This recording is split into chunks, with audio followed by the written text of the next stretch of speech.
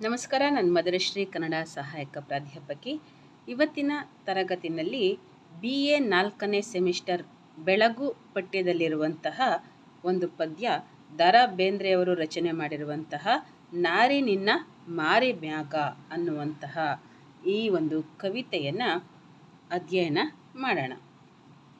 ಈ ನಾರಿ ನಿನ್ನ ಮಾರಿ ಮ್ಯಾಗ ಅನ್ನುವಂತಹ ಕವಿತೆ ದತ್ತಾತ್ರೇಯ ರಾಮಚಂದ್ರ ಬೇಂದ್ರೆಯವರ ಗರಿ ಅನ್ನುವಂತಹ ಒಂದು ಕವನ ಸಂಕಲನದಿಂದ ಆರಿಸ್ಕೊಳ್ಳಲಾಗಿದೆ. ಇದು ಬೇಂದ್ರೆಯವರ ನಾರಿ ನಿನ್ನ ಮಾರಿ ಮ್ಯಾಗ ಅನ್ನುವಂತಹ ಕವಿತೆ ಅವರ ಒಂದು ಸುಪ್ರಸಿದ್ಧ ಭಾವಗೀತೆಗಳಲ್ಲಿ ಒಂದಾಗಿರುವಂಥದ್ದು.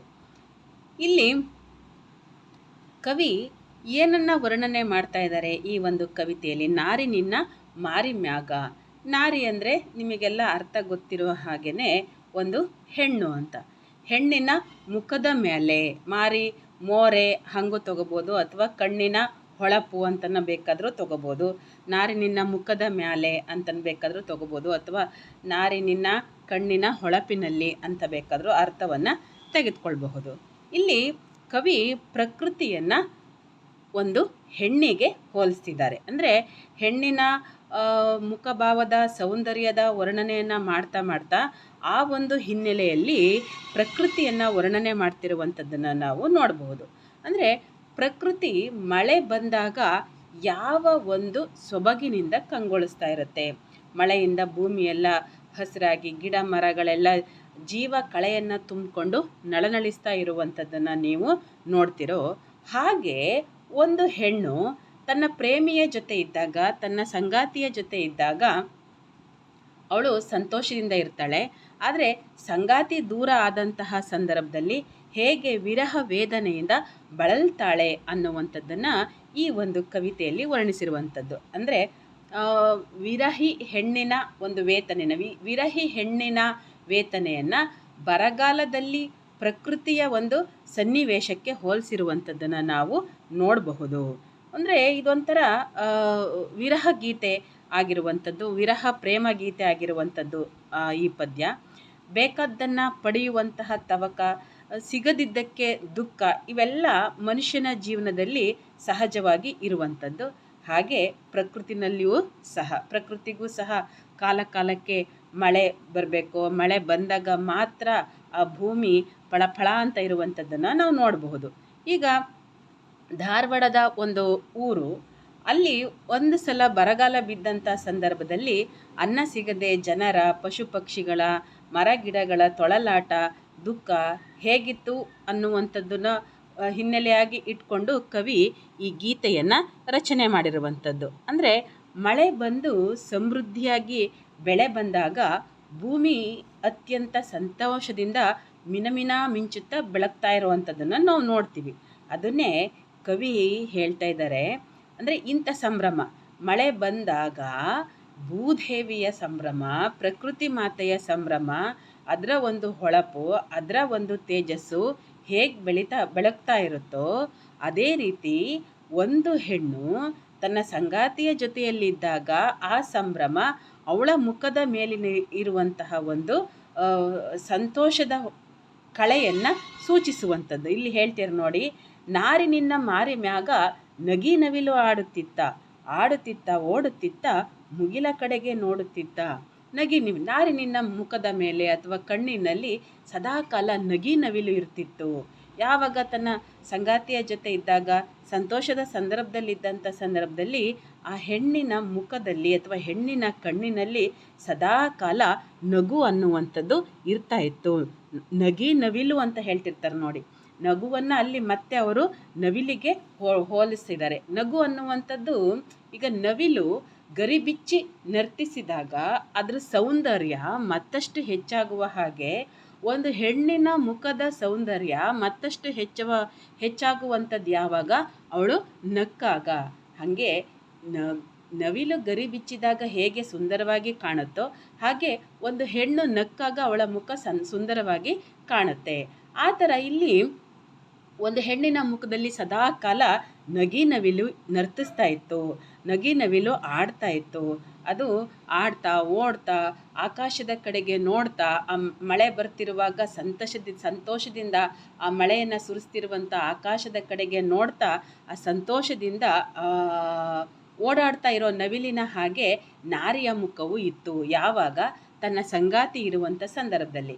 ಅದೇ ರೀತಿ ಪ್ರಕೃತಿಯೂ ಸಹ ಮಳೆಗಾಲ ಬಂದಂಥ ಸಂದರ್ಭದಲ್ಲಿ ಎಲ್ಲ ಕಡೆ ಹಸಿರಿನಿಂದ ತುಂಬಿಕೊಂಡು ಮಿಂಚುತ್ತಾ ಮಿನುಮಿನುತ್ತಾ ಪಳಪಳ ಅದ್ಭುತವಾಗಿ ಪಳಪಳ ಹೊಳೆಯುತ್ತಾ ಅದ್ರ ಸೌಂದರ್ಯ ನೀವೆಲ್ಲ ಗಮನಿಸಿರ್ತೀರ. ಮಳೆಗಾಲ ಬಂದಾಗ ಗಿಡ ಮರಗಳೆಲ್ಲ ಸೌಂದರ್ಯ ಅದು ಚಿಗುರುಕೊಂಡು ಹೂವು ಅರಳ್ಕೊಂಡು ಅದನ್ನು ವರ್ಣಿಸೋಕ್ಕೆ ನೋಡೋದಕ್ಕೆ 2 ಕಣ್ಣು ಸಾಲಲ್ಲ, ವರ್ಣಿಸೋಕ್ಕೆ ಒಂದು ಬಾಯಿ ಸಾಕಾಗಲ್ಲ.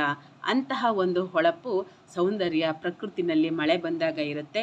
ಹಾಗೆ ಒಂದು ಹೆಣ್ಣಿನಲ್ಲೂ ಸಹ ಅದೇ ರೀತಿಯಾದಂತಹ ಸೌಂದರ್ಯ ಇರುತ್ತೆ. ತನ್ನ ಸಂಗಾತಿಯ ಜೊತೆ ಇದ್ದಾಗ ಅಥವಾ ತನಗೆ ಬೇಕಾದ್ದು ಸಿಕ್ಕಿದಂಥ ಸಂದರ್ಭದಲ್ಲಿ ಒಂದು ಹೆಣ್ಣಿನ ಮೊಗದ ಮೇಲೆ ಹೇಗೆ ನವಿಲು ಆಡ್ತಾ ಇತ್ತೋ ಹಾಗೆ ಪ್ರಕೃತಿಯಲ್ಲೂ ಸಹ ಆ ಮಳೆಗಾಲ ಬಂದಾಗ ಅಂತಹ ಒಂದು ನವಿಲಿನ ನರ್ತನದಂತಹ ಒಂದು ಸೌಂದರ್ಯ ಅಲ್ಲಿ ಎದ್ದು ಕಾಣಿಸ್ತಾ ಇತ್ತು ಅಂತೇಳ್ಬಿಟ್ಟು ಹೇಳ್ತಾರೆ. ಮುಂದಿನ ಸಾಲಲ್ಲೂ ಅದನ್ನೇ ಹೇಳ್ತಾ ಇದ್ದಾರೆ. ಮಿಣ ಮಿಣ ಮಿಣ ಮಿಂಚುತ್ತಿತ್ತ ಮೂಡತ್ತಿತ್ತ ಮುಳುಗತ್ತಿತ್ತ ಮುಳುಗುತ್ತಿತ್ತ ತೊಳಗುತ್ತಿತ್ತ ನೆಲ ಜಲ ಬೆಳಗುತ್ತಿತ್ತ. ನೋಡಿ, ಮಳೆ ಬಂದಂಥ ಸಂದರ್ಭದಲ್ಲಿ ಭೂಮಿ ಮೇಲಿರುವಂತಹ ಕೊಳೆನೆಲ್ಲ ತೊಳೆದುಕೊಂಡು ಹೋಗಿ ಎಲ್ಲ ಭೂಮಿಯು ಬೆಳಗ್ತಾ ಇರುತ್ತೆ. ಅಂದರೆ ಭೂಮಿಯ ಕೊಳೆಯೆಲ್ಲ ಕೊಚ್ಚಿ ಹೋಗಿ ಅದು ಬೆಳಗ್ತಿರುತ್ತೆ. ಭೂಮಿ ಅಷ್ಟೇ ಅಲ್ಲ, ನೀರು ಸಹ, ನದಿಯ ನೀರುಗಳಲ್ಲೂ ಸಹ ಹೊಸ ನೀರು ಇಲ್ಲಿ ಮಳೆಗಾಲದಲ್ಲಿ ಬಂದು ಸೇರಿಕೊಂಡಿರುತ್ತೆ. ಆ ಮಳೆಯ ನೀರಿನಲ್ಲಿ ಮುಳುಗಿ ಒಂದು ಸ್ವಲ್ಪ ಬಿಸಿಲು ಬಂದಾಗ ಅವೆಲ್ಲವೂ ಸಹ ಮಿಣಮಿಣ ಅಂತ ಮಿಂಚುತ್ತಾ ಇರುವಂಥದ್ದನ್ನು ನಾವು ನೋಡ್ತಾ ಇರ್ತೀವಿ. ಅದೇ ರೀತಿ ಒಂದು ಹೆಣ್ಣಿನ ಮೊಗವು ಸಹ ತನ್ನ ಸಂಗಾತಿಯ ಸಂದರ್ಭದಲ್ಲಿ ಅದು ಸಹ ಇದೇ ರೀತಿಯಾದಂತಹ ಹೊಳಪಿನಿಂದ ಕೂಡ್ತಾ ಇರುತ್ತೆ, ಮಿಣಮಿಣ ಮಿಂಚುತ್ತಾ ಇರುತ್ತೆ, ಮುಳುಗ್ತಾ ಇರುತ್ತೆ. ಆಯಿತಾ, ಅದರಲ್ಲಿ ಸಂತೋಷದ ಹೊನಲು ಎಲ್ಲ ಕಡೆ ತುಂಬಿಕೊಂಡಿರುತ್ತೆ ಅಂತೇಳ್ಬಿಟ್ಟು ಹೇಳ್ತಿದ್ದಾರೆ. ನೆಕ್ಸ್ಟ್ ಮುಂದಿನ ಸಾಲಲ್ಲಿ ಕಣ್ಣಿನ್ಯಾಗ ಬಣ್ಣದ ನೋಟ ತಕ ತಕ ಕುಣಿದಾಡುತ್ತಿತ್ತ ಕುಣಿತಿತ್ತ ಮಣಿತಿತ್ತ ಒನಪಿನಲ್ಲೇ ಒನದಾಡುತ್ತಿತ್ತ. ಕಣ್ಣಿನಾಗ ಬಣ್ಣದ ನೋಟ ಸಹಜವಾಗಿ ಒಂದು ಸಂಗಾತಿಯ ಜೊತೆ ಇದ್ದಂಥ ಸಂದರ್ಭದಲ್ಲಿ ಅಥವಾ ತಮ್ಮ ಪ್ರೇಮಿಯ ಜೊತೆ ಇದ್ದಂಥ ಸಂದರ್ಭದಲ್ಲಿ ಒಂದು ಹೆಣ್ಣಿನ ಕಣ್ಣಿನ ನೋಟಗಳು ಹೇಗಿರುತ್ತೆ, ಆಯಿತಾ, ಅವಳ ವನಪು, ಅವಳ ವಯ್ಯಾರಗಳು ಹೇಗಿರುತ್ತೆ ಅನ್ನುವಂಥದ್ದನ್ನು ನೀವು ಗಮನಿಸಿರ್ತೀವಿ. ಹಾಗೆ ಮಳೆಗಾಲದಲ್ಲೂ ಸಹ ಪ್ರಕೃತಿಯು ವನಪು ವಯ್ಯಾರದಿಂದ ತುಂಬಿಕೊಂಡಿರುತ್ತೆ. ಬಣ್ಣ ಬಣ್ಣದ ಹೂಗಳು ಅರಳಿಕೊಂಡಿರುತ್ತೆ. ಪ್ರಕೃತಿಯ ಕೊಳೆಯೆಲ್ಲ ಕೊಚ್ಚಿಕೊಂಡು ಹೋಗಿ ಪ್ರಕೃತಿಯೇ ನಳನಳ ಅಂತ ನಳಿಸ್ತಾ ಇರುತ್ತೆ. ಹೊಸ ಚಿಗುರುಗಳು ಬಂದಿರುತ್ತೆ, ಎಲ್ಲೆಲ್ಲೂ ಹಸಿರು ತುಂಬಿರುತ್ತೆ ಅನ್ನುವಂಥದ್ದನ್ನು ಅವರಿಲ್ಲಿ ಹೇಳ್ತಿದ್ದಾರೆ. ಮನದ ಮಾಮರದ ಕೊನೆಗೆ ಕೋಕಿಲೊಂದು ಕೂಡುತ್ತಿತ್ತ ಹಾಡ ಬಿಟ್ಟು ಬರೇ ನಿನ್ನ ನೋಡುತ್ತಿತ್ತ. ಇದು ಅಷ್ಟೆ, ಮನದ ಮಾಮರದ ಕೊನೆಗೆ ಕೋಕಿಲೊಂದು ಕೂಡುತ್ತಿತ್ತ. ಇಲ್ಲಿ ಏನು ಹೇಳ್ತಿದ್ದಾರೆ ನೋಡಿ, ಮನದ ಮಾಮರದ ಕೊನೆಗೆ ಕೋಕಿಲೊಂದು ಕೂಡತಿತ್ತ ಹಾಡ ಬಿಟ್ಟು ಬರೇ ನಿನ್ನ ನೋಡುತ್ತಿತ್ತ. ಈ ಸಾಲಲ್ಲಿ ಕವಿ ಅದೇನ ಹೇಳ್ದಂಗೆ ಪ್ರಿಯತಮೆ, ಅವಳು ತನ್ನ ಪ್ರಿಯತಮನನ್ನು ನೆನಪಿಸ್ಕೊಳ್ತಾ ಇದ್ದಾಳೆ. ಆಯಿತಾ, ಬಹುಶಃ ಈಗ ಇಷ್ಟು ಸಂದರ್ಭ ಜೊತೆಗಿದ್ದಾಗ ಅವಳ ಮುಖದಲ್ಲಿ ಏನೆಲ್ಲ ಸಂತೋಷ ಇತ್ತು, ಏನೆಲ್ಲ ಸಂಭ್ರಮ ಇತ್ತು ಅನ್ನುವಂಥದ್ದನ್ನು ಕವಿ ಇಲ್ಲಿವರೆಗೂ ಹೇಳಿದ್ರು. ಈಗ ಏನಾಗಿದೆ, ಅವರಿಬ್ಬರು ಬೇರೆ ಬೇರೆ ಆಗಿದ್ದಾರೆ, ದೂರ ಆಗಿಬಿಟ್ಟಿದ್ದಾರೆ. ಅಂದರೆ ಹಾಗೆ ಭೂಮಿಗೆ ಮಳೆ ಬರದಲ್ಲೇ ತುಂಬ ದಿವಸ ಆಗಿದೆ.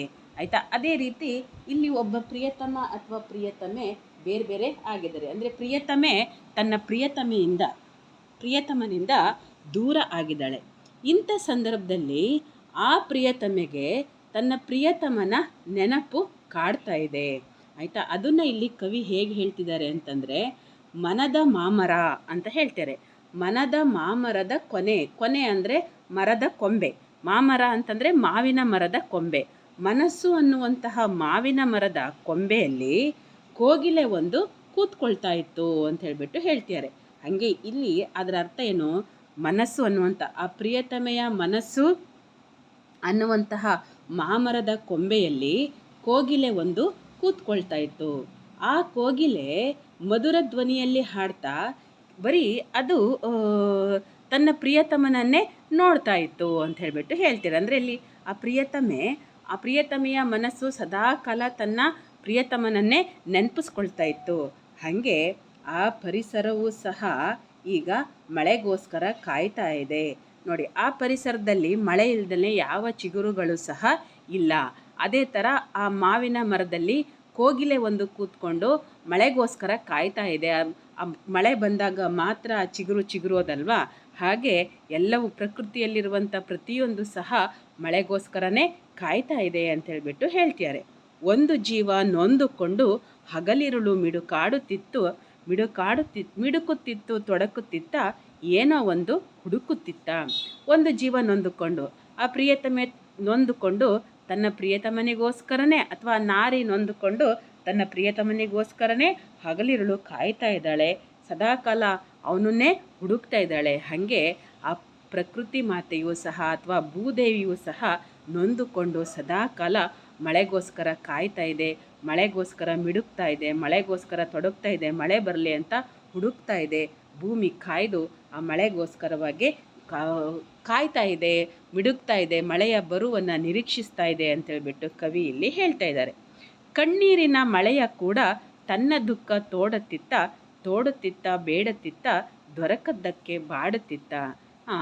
ಆ ನಾರಿ ತನ್ನ ಪ್ರಿಯತಮನ ದಾರಿಯನ್ನು ಕಾಯ್ತಾ, ಅವನ ಮನಸ್ಸಿನಲ್ಲಿ ಅವನನ್ನೇ ನೆನೆಸ್ಕೊಳ್ತಾ ಅವನ ದಾರಿಯನ್ನು ಕಾಯ್ತಾ ಇದ್ದಾಳೆ. ದಾರಿ ಕಾಯ್ತಾ ಕಣ್ಣೀರನ್ನು ಸುರಿಸ್ತಾ ಇದ್ದಾಳೆ. ಆಯಿತಾ, ಅವನು ಬರ್ದಲೇ ಇದ್ದಂಥ ಸಂದರ್ಭದಲ್ಲಿ, ಅವನು ಸಿಗದೇ ಇದ್ದಂಥ ಸಂದರ್ಭದಲ್ಲಿ ಮುಖವನ್ನು ಬಾಡಿಸಿಕೊಂಡು ನೋಡ್ತಾ ಇದ್ದಾಳೆ. ಅದೇ ರೀತಿ ಪ್ರಕೃತಿಯೂ ಸಹ ಅಥವಾ ಭೂದೇವಿಯೂ ಸಹ ಆ ಮಳೆಗೋಸ್ಕರ ಕಾಯ್ತಾ ಇದೆ, ದುಃಖಿಸ್ತಾ ಇದೆ, ಬೇಡ್ತಾ ಇದೆ ಬಾ ಅಂತ ಹೇಳಿಬಿಟ್ಟು. ಅದು ಬರ್ದಲೇ ಇದ್ದಾಗ ಆ ಇಡೀ ಭೂದೇವಿ ಬಾಡಿ ಹೋಗ್ತಾ ಇದೆ, ಬಿಸಿಲಿನ ಜಳಕ್ಕೆ ಬಾಡಿ ಹೋಗ್ತಾ ಇದೆ. ಹೇಗೆ ಆ ವಿರಹಿ ಹೆಣ್ಣು ತನ್ನ ಪ್ರಿಯತಮನಿಗೋಸ್ಕರವಾಗಿ ಬೇಡ್ಕೊಳ್ತಾ ಇದ್ದಾಳೆ, ಬಾ ಅಂತ ಕರಿತಾ ಇದ್ದಾಳೆ, ಬರ್ದಲೇ ಇದ್ದಾಗ ವಿರಹ ವೇದನೆಯಿಂದ ಅವಳು ಬಾಡಿ ಹೋಗ್ತಾ ಇದ್ದಾಳೋ, ಹಾಗೆ ಮಳೆಗಾಗಿ ಬರಗಾಲ ಬಂದಿರುವಂಥ ಭೂಮಿಯೂ ಸಹ ಮಳೆಗೋಸ್ಕರವಾಗಿ ಹಂಬಲಿಸ್ತಾ ಇದೆ, ದುಃಖಿಸ್ತಾ ಇದೆ, ಬೇಡ್ತಾ ಇದೆ. ಬರ್ದಲೇ ಇದ್ದಾಗ ಬಿಸಿಲಿನ ಜಳಕ್ಕೆ ಒಣಗಿ ಬಾಡಿ ಹೋಗ್ತಾ ಇದೆ ಅಂತ ಹೇಳಿಬಿಟ್ಟು ಕವಿ ಇಲ್ಲಿ ಹೇಳ್ತಿದ್ದಾರೆ. ಹೀಗೆ ಏನಾಗಿದೆ ಅಂತಂದರೆ, ಇಲ್ಲಿ ಪ್ರಕೃತಿ ಆ ಒಂದು ಮಳೆಗೋಸ್ಕರವಾಗಿ ಕಾಯ್ದಿರುವಂಥದ್ದು, ಬರಗಾಲಕ್ಕೆ ಸಿಕ್ಕಿರುವಂತಹ ಒಂದು ಸನ್ನಿವೇಶವನ್ನು ಕವಿ ಹೀಗೆ ಒಂದು ಹೆಣ್ಣಿನ ಮುಖಾಂತರದಲ್ಲಿ ವರ್ಣನೆ ಮಾಡಿರುವಂಥದ್ದನ್ನು ನಾವು ಈ ಒಂದು ಕವಿತೆಯಲ್ಲಿ ನೋಡ್ಬೋದಾಗಿದೆ. ಈ ಕವಿತೆಯಲ್ಲಿ ಧಾರವಾಡ ಕನ್ನಡದ ಸೊಗಸನ್ನು ನಾವು, ಅಂದರೆ ಉತ್ತರ ಕರ್ನಾಟಕದ ಭಾಷಾ ಶೈಲಿಯ ಸೊಗಸನ್ನು ನಾವು ನೋಡ್ಬೋದಾಗಿದೆ.